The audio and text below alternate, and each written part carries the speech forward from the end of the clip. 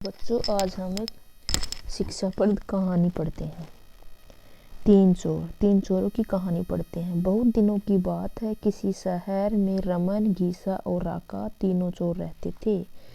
तीनों को थोड़ा थोड़ा विद्या का ज्ञान था। तीनों चोरों को विद्या का ज्ञान प्राप्त होने के कारण बहुत घमंड था। विद्या द्वारा तीनों चोर शहर में बड़े बड़े लोहे की तिजोरियों को तोड़ देते थे और बैंकों को लूट लिया करते थे। इसी तरह तीनों चोरों ने शहर के लोगों के नाक में दम कर रखा था। एक बार तीनों चोरों ने एक बड़े बैंक में डकैती करके सारा माल उड़ा दिया। तब पुलिस को खबर हुई तो तीनों चोरों को पकड़ने के लिए तलाश करने लगी, मगर तीनों चोर पास ही एक घने जंगल में भाग गए। तीनों चोरों ने देखा जंगल में बहुत सी हड्डियां बिखरी पड़ी हैं।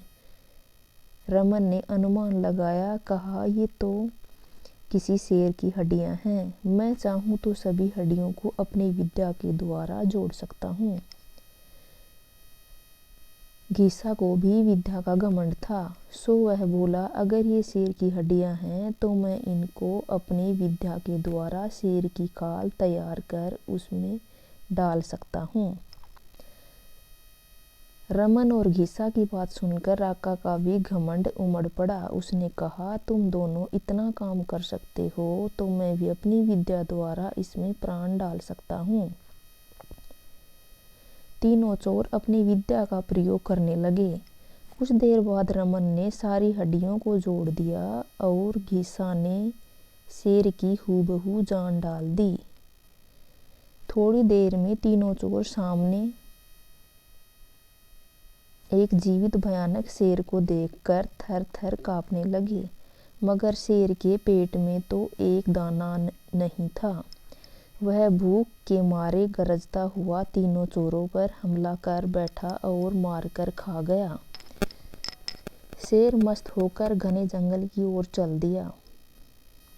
इस कहानी से हमें शिक्षा मिलती है कि हमें यही शिक्षा मिलती है कि कभी घमंड नहीं करना चाहिए। घमंड को हमेशा दुख का ही सामना करना पड़ता है। यदि तीनों चोर अपनी विद्या का घमंड न करते तो उन्हें जान से हाथ न धोने पड़ते। Thank you. Like and subscribe कीजिए अगर आपको मेरी स्टोरी अच्छी लगी हो तो। Thanks for watching.